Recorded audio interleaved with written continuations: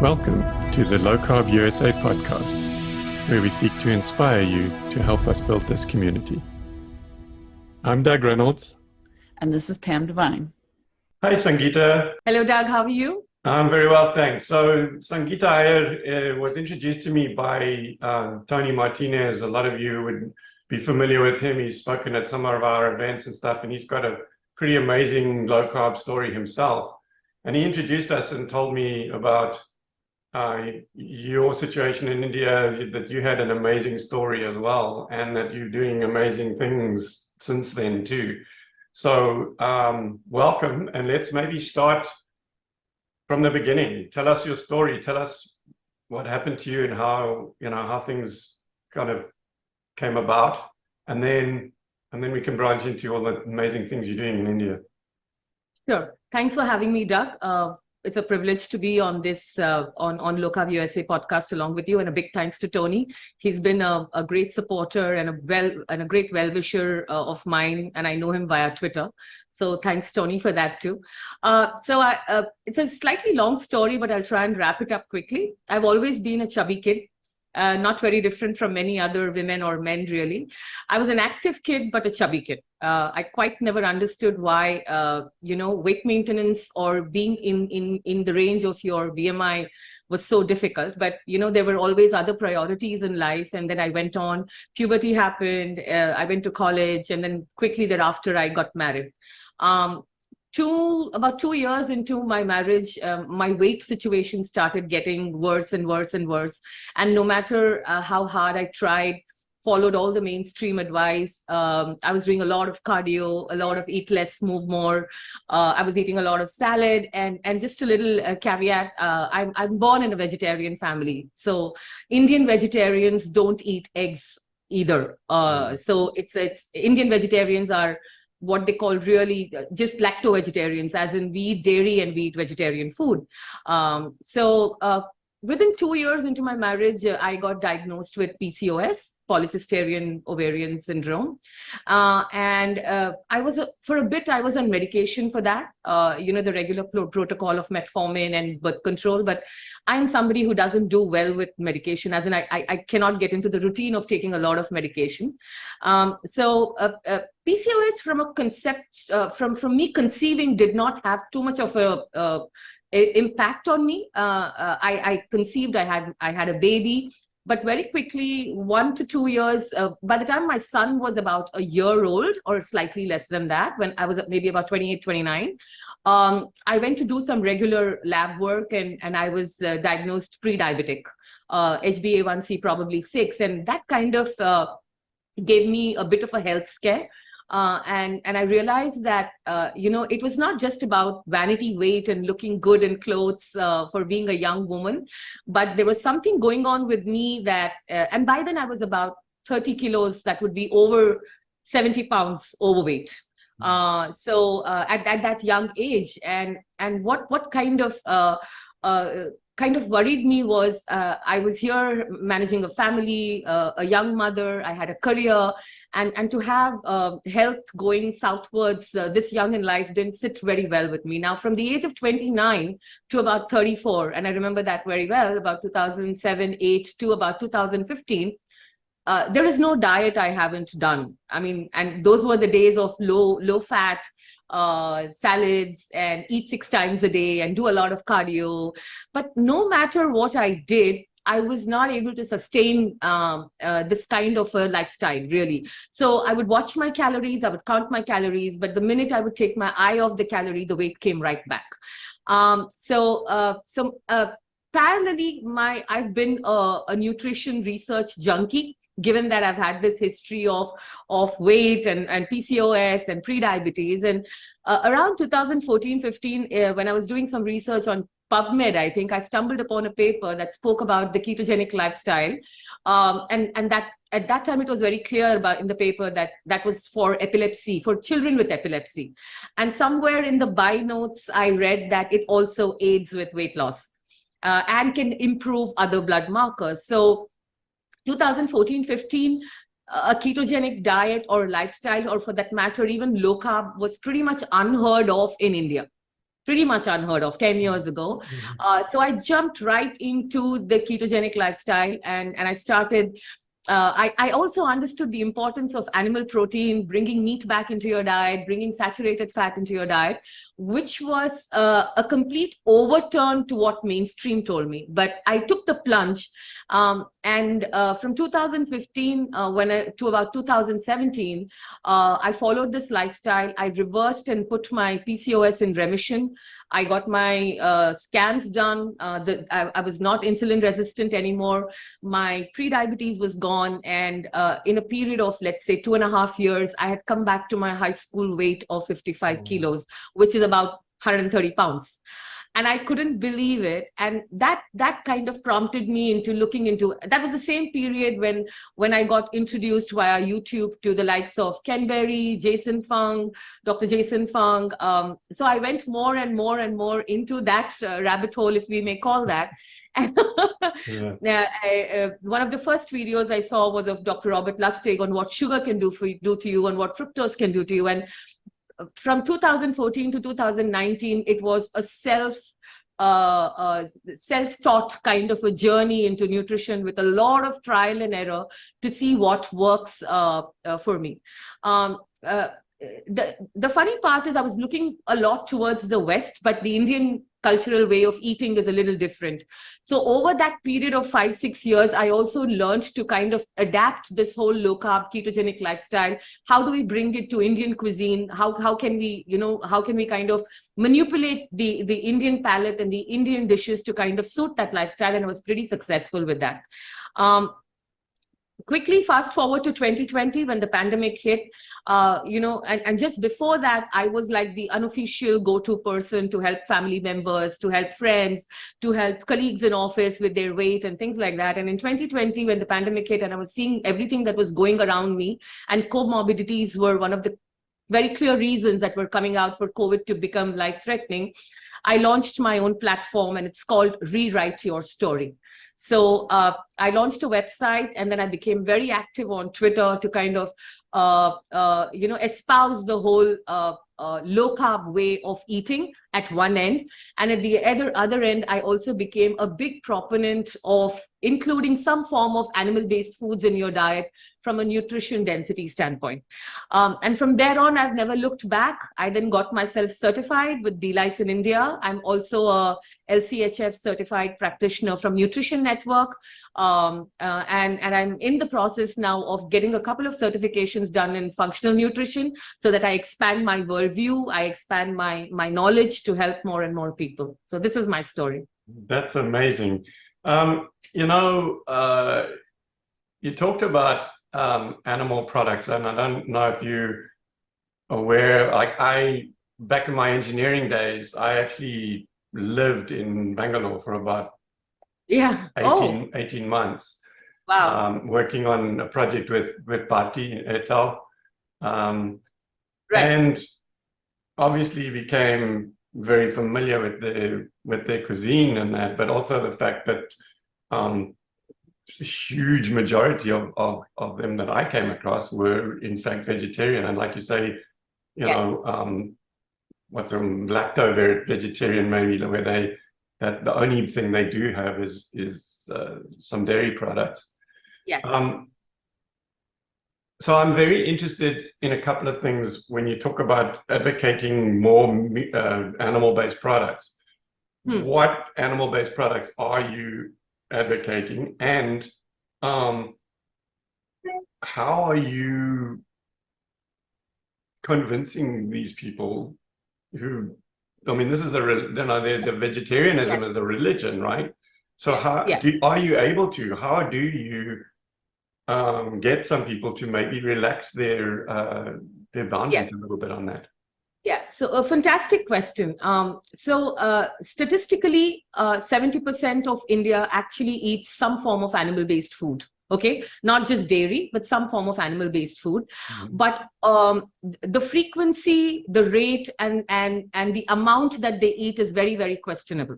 Okay, so while it may seem like a large majority of India does eat animal-based product, it's actually, when you look at the frequency at which they eat, it's probably once a week or twice a week. So even meat eaters, or so to speak, meat eaters in India are vegetarian. Okay, so what I do, Doug, is I keep it rather approachable and simple. Now, there are three separate kinds of people I encounter in my practice, and I've worked with over 2,000 people now. One set of people are traditionally meat eaters, but over a period of time, due to some kind of headlines in media or advice from probably not very well updated doctors, or probably due to health issues, have kind of reduced meat as part of their eating portfolio. Right, so they are open to meat. Traditionally, ancestrally, their grandparents, etc., had a lot of meat in their diet. But over a period of time, because of this massive propaganda against meat consumption has become less. Now, to this sect of people, I tell them to go back and kind of look at the wisdom that they have from their ancestral communities, right? Organ meat was also a part of certain communities in India. We did consume red meat. We seasonally ate poultry. Eggs were standard in our diet, especially for meat-eating communities. So when I go back and do this little bit of an awareness, and so they will come back and tell me, oh yes, my grandparents would cook goat liver once in a while. They did eat nose to tail. Meat was not a once in a week Sunday kind of a luxury. So they are slightly more easier to kind of convince, and I slowly bring that back. Now, the second set of people are people who want to eat meat, but families are open to it, but they don't know how to eat meat. Okay.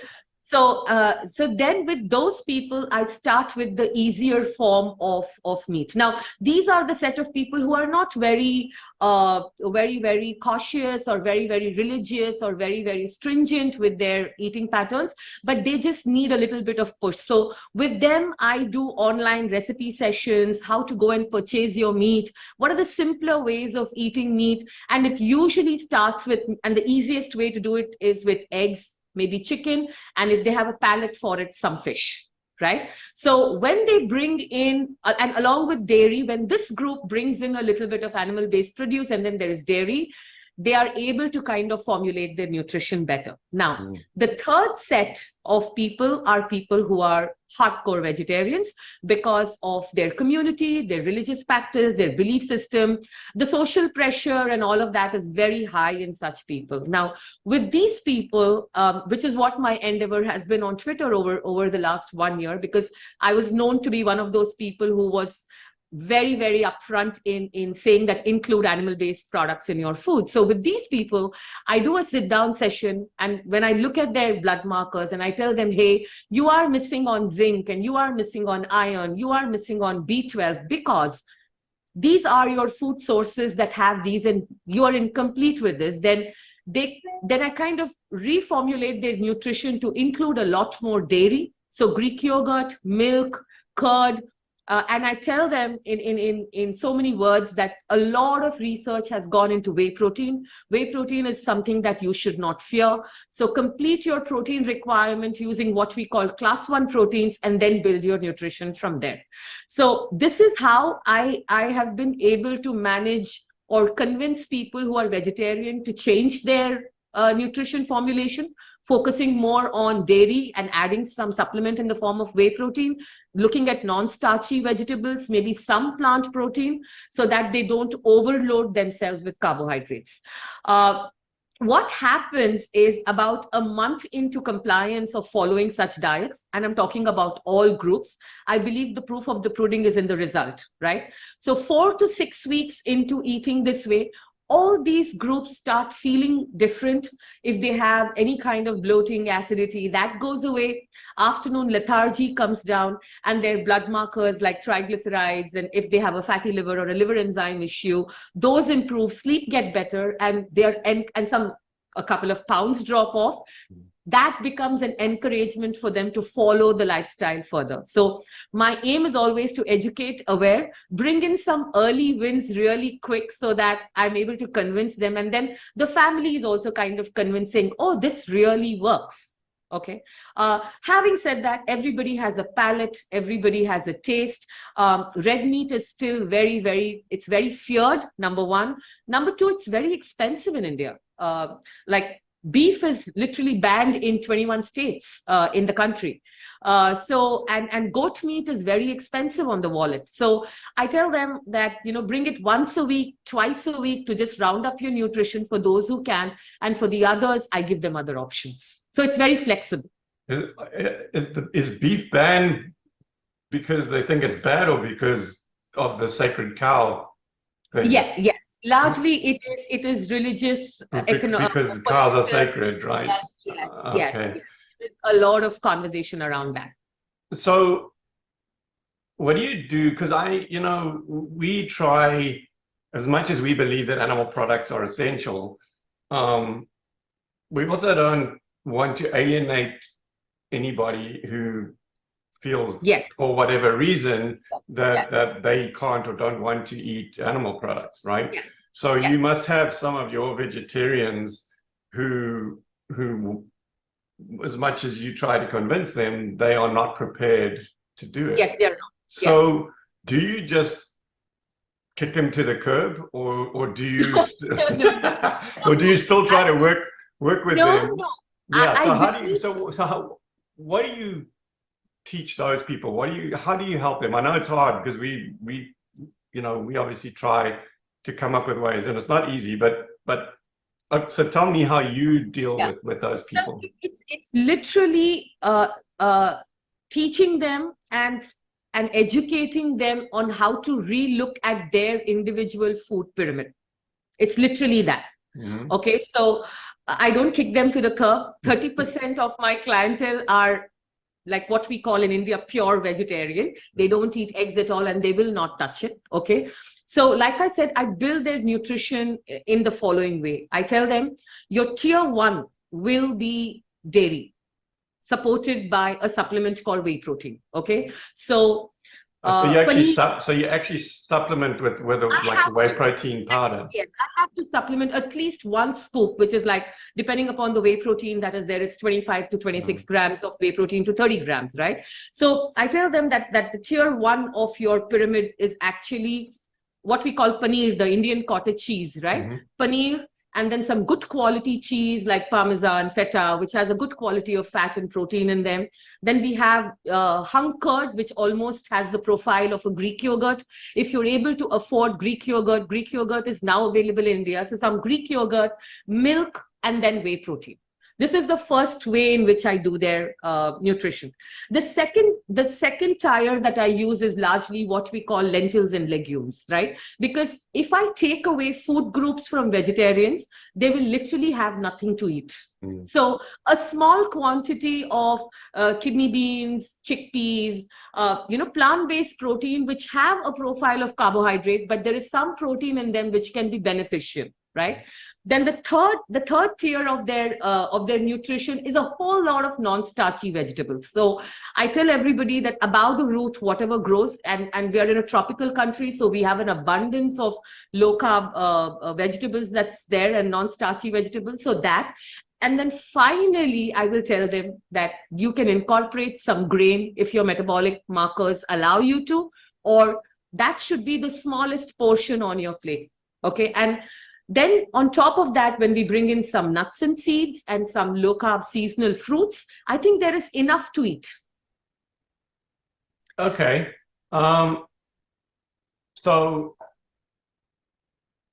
are there any people in India who are not even prepared to eat dairy or whey protein? Because there are some vegetarians, vegans, especially here, where whey protein is still considered an animal product, right? Yes. Obviously, so is dairy.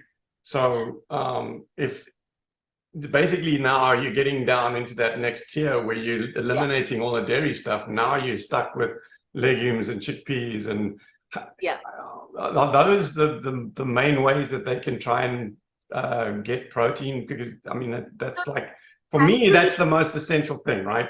Reduce the carbohydrates, but focus on the protein. Get the right amount, not tons of protein, but enough protein for your body. And we know that with animal products and that is so much more bioavailable and that.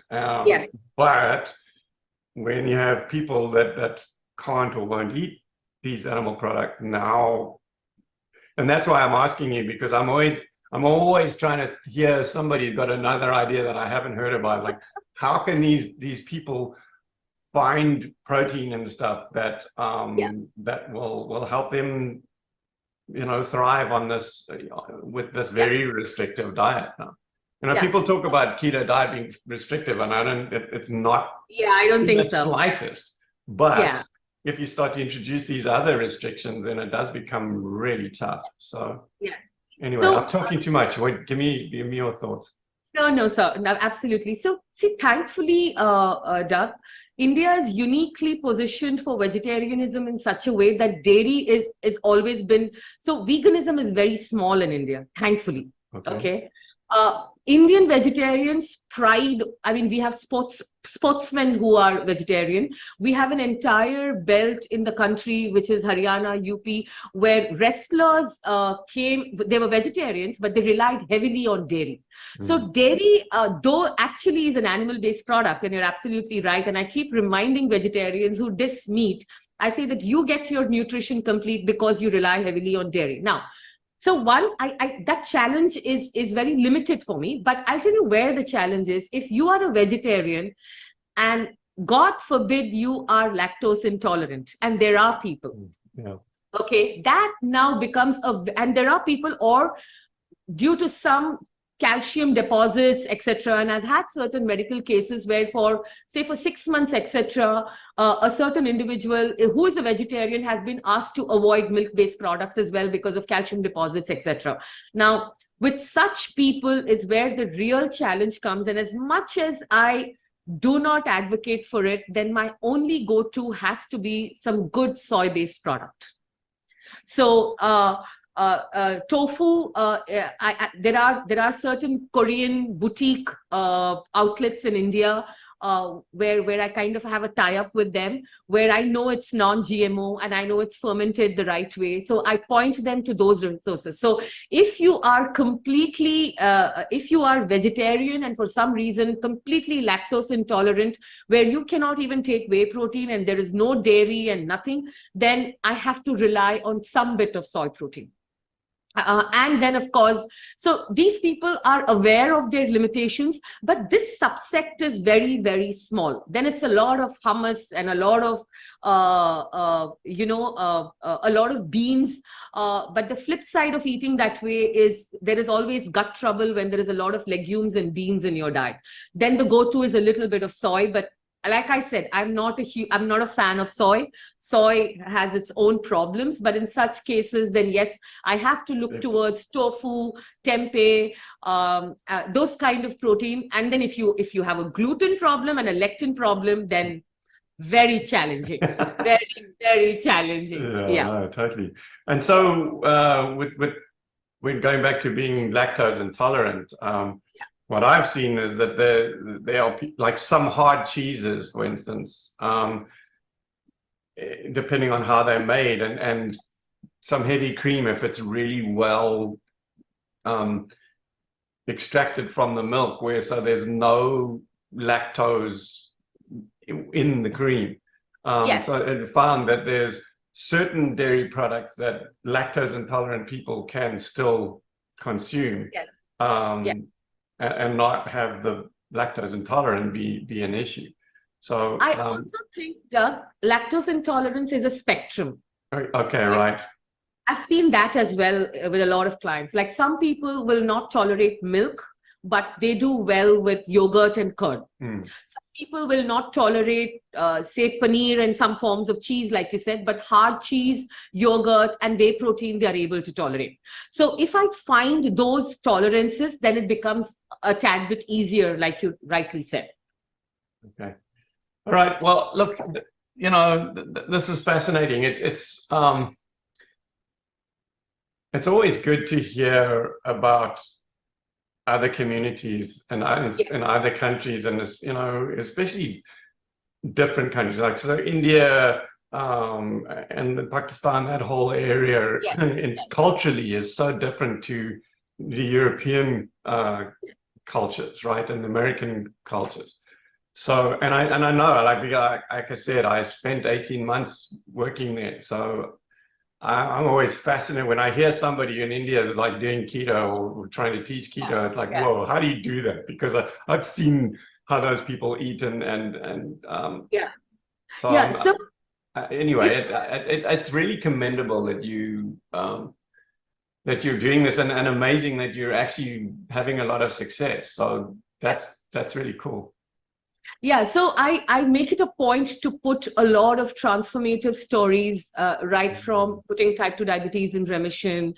In fact, if you look at my Twitter feed, it's a whole lot of like, at least every 3 weeks, I will put out a story, a success story of transformation, either of obesity or of dyslipidemia, or of fatty liver, and all using the Indian way of eating. And I think that's where the USP comes in, is because a lot of people, Doug, have researched low carb, they have researched ketogenic, but what they get to see on YouTube is a lot of food and dishes that is not culturally appropriate.